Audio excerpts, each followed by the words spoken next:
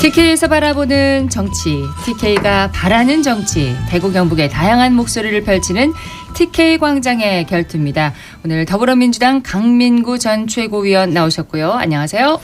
대구 민주당을 키워주셔야 대구가 3대 도시 위상을 회복합니다. 강민구입니다. 네, 도태우 변호사 나오셨습니다. 어서 오십시오. 네, 안녕하십니까. 민주당의 위헌적인 방탄 청문회를 규탄하는 변호사 도태우입니다. 네. 오늘 개천절인데 두 분 목소리가 더 힘차십니다. 예, 자 오늘은 세수 결손으로 걱정이 많은 지방재정 얘기부터 먼저 해보도록 하겠습니다. 정부가 올해 국세에서 당초 예상보다 30조 원 가까운 펑크가 예상된다고 발표를 했습니다. 어떻게든 좀 부족분을 메워야 하는데 국채를 발행하지 않고 각종 예산을 줄이고 돈을 쓰지 않는 게 최선의 대책일까요? 두 분은 어떻게 보시는지. 네. 예. 먼저 이 세수 결손이라는 말이 좀 오해를 불러올 수 있는데요. 오해요. 예. 네. 이게 이제 그냥 그 자체로 덜 거쳤다 이런 문제가 아니고 그 예상치보다 덜 거쳤다 이런 말입니다. 아, 예상치보다. 예. 네. 예. 지난 해에 이제 미리 세우지 않습니까? 네. 그 세수 예상액을 그게 이제 차이가 났다는 거죠. 예상치와. 네. 그래서 그 가장 큰 차이가 난 부분이 이제 법인세 부분입니다. 우리 이제 굵은 세수 영역이 법인세, 소득세, 예, 뭐 그리고 부가세 등인데 부가세는 많이 늘었어요. 소비 증가 등으로. 예. 그런데 이제 법인세가 그 가장 크게 준 이유가 이제 작년 영업 실적이 상당히 그 안 좋았습니다.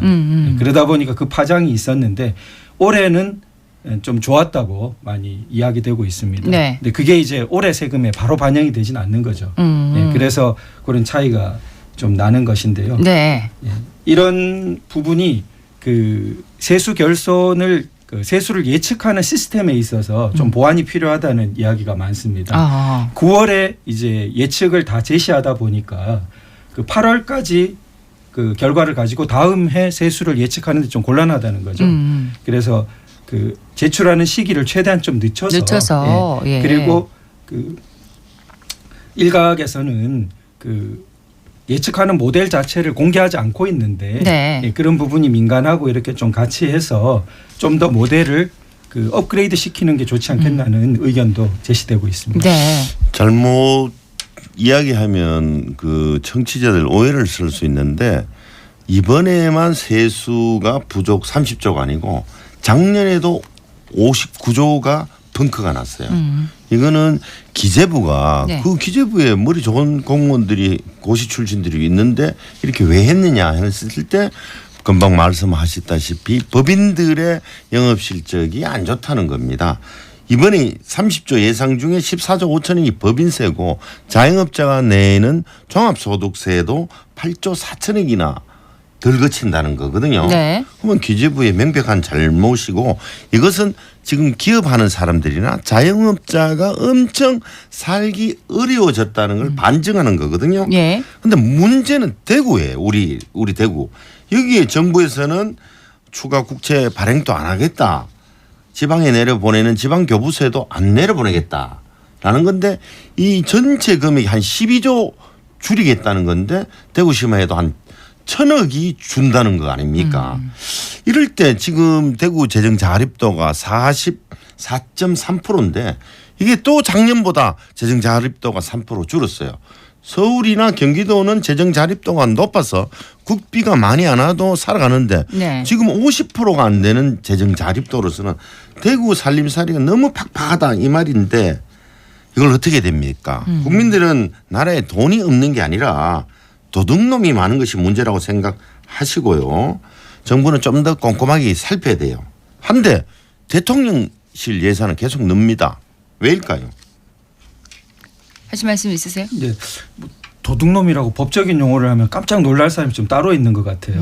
그런데 그 소득세 말씀하셨는데 예. 소득세 경우에는 대동소이합니다. 그래서 그 부분은 저는 자영업자의 애로와 어려움에 대해서는 충분히 공감합니다만 법인세에서 차익이 크다 말씀을 하셨죠. 그리고 부가세가 7조 가까이 늘었지만 그걸 다 메우지 못한 것이 좀 있고요. 그러나 소득세 부분은 그 대동소이한 그 통계를 보이고 있습니다. 그렇지 않다니까 계속 지금 예. 펑크가 59조, 30조 연속이라니까요. 그 원래만 그런 게 아니고. 항목별로라는 거죠. 항목별로. 예. 그리고 이제 그 말씀이 그 지방자치단체 자립도 그런 부분으로 넘어갔는데 이 부채 부분에서 보면요. 네. 예, 대구는 그 지방자치단체 중에서는 그 대전보다도 부채가 훨씬 적어요.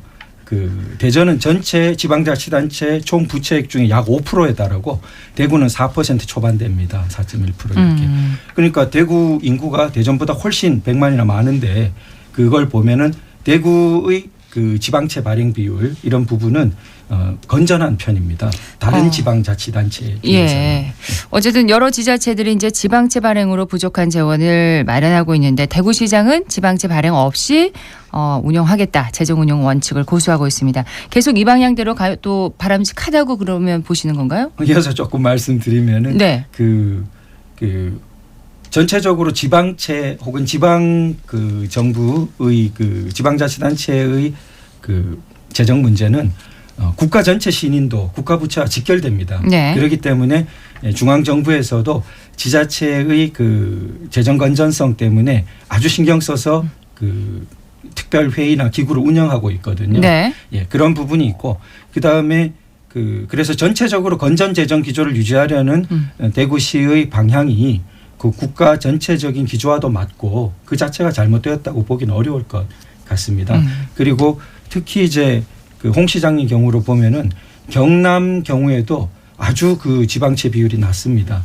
그러니까 이제 좀 정치인 특유의 철학이 있는 것 같아요. 그래서 여기 마셨던 경남도 전체 지자체 중에서 아주 특이하게 지방채 그 비율이 낮아요. 네. 그래서 그런 부분에 대구도 지금도 꽤 낮지만 그 건전 재정 기조를 그래도 유지하고 있어야 정말 필요할 때 발행하고 쓸 수 있는 거 아니겠습니까? 네. 그런 부분이 있다고 생각합니다. 예, 지방채를 남발할 필요도 없지만 이게 너무 축소 왜곡해서도 안 된다 이러시거든요.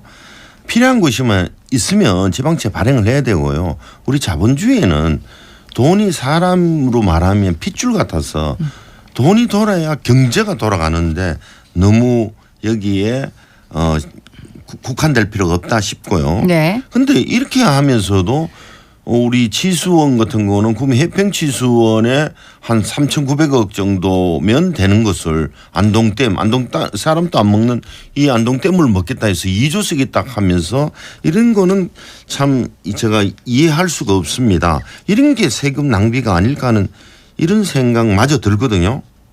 좀 앞뒤가 살짝 안 맞는 그런 행정이 많습니다. 대구시가. 하실 말씀 있어요? 네, 그 취약 계층을 돌보는 문제라든지 네. 이런 부분은 그 지방자치단체에서 이 지출을 줄일 때에도 줄지 않도록 신경 써야 되는 그런 문제라고 생각되고요. 네. 그런 부분은 그 대구시 경우에도 건전하게 유지되고 있다고 봅니다. 그런데 이제 지금 말씀하신 그 먹는 물 사업 경우에는 그냥 보는 시각에 따라서 이제 좀 차이가 있을 수 있다고 생각합니다. 자꾸 지방채가 적으면 네. 무슨 살림살이를 잘하는 것처럼 얘기하시는데 그렇지 않아요. 기업을 해보면 어느 정도 적당한 부채가 다시 기업 재정 정책에 의해서 더 순환이 되도록 하는 방법도 있는데 경남이 지방채가 적었다고 경남을 지사 시절 잘했다 하는 거는 좀 이율 모순이다. 이율 배반이다 이렇게 생각합니다. 예. 자, 다음 얘기를 가볼게요. 최근에 논란이 불거진 문제가 있는데 기획재정부가 지난해 56조 4천억 원 세수 펑크를 막는 과정에서 18조 원 넘는 지방교부세 또 지방교육 재정교부금을 국회 승인을 받지 않고 삭감을 했다는 겁니다. 정부와 야당의 해석이 좀 달라요. 어떻게 보십니까? 이거는 제가 볼 때 기재부의 잘못입니다. 모든 예산의 심의 확정은 국회가 갖고 있어요. 국민의 대표 기관이라서 그렇습니다. 예. 그러면은 기재부는 추경을 해서 삭감분에 대해서 국회 허락을 득해야 돼요. 이게 추경입니다. 추가 경정 예산이라는 건데 이걸 하지 않으면은 법 위반 또는 법 위반 소지가 있습니다. 헌법, 국가재정법, 지방자치법, 지방교부세법 등등이 있거든요. 예. 근데 이게 이런 행위를 보면 기재부는 옛날부터 내가 우리 나라의 국간직이다라는 이런 생각을 강하게 해요. 이게 잘못됐다는 건 아니고 이 생각이 강한 것까지는 좋은데 이때껏 이런 행위를 안 했는데 이 정부 들어와서 이게 국회를 어느 정도 패싱했다.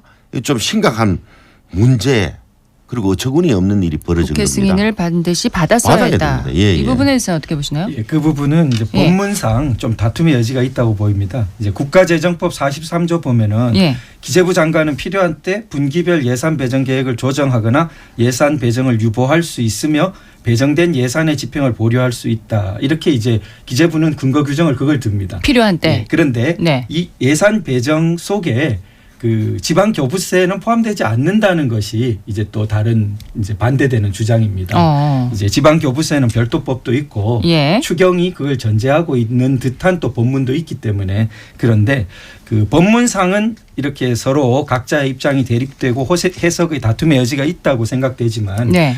헌법 원리상으로 볼 때는 국회가 추경 심의를 하는 것이 맞다고 봅니다. 그런 문제 제기는 예, 결국 예, 헌법 원리상으로는 그 부분이 맞다고 보이고요. 네. 예, 그런 부분에서 이제 앞으로는 추경 심의를 하면서 이제 그런 부분을 가져가는 것이 맞지 않겠나 그렇게 생각됩니다. 국회 승인을 받아야 한다라고 생각은 하시는 법적 건가요? 의무는 아니지만 헌법 법적 의무는 원리상은, 아니지만 예, 예. 아니라고 얘기를 하셨습니다.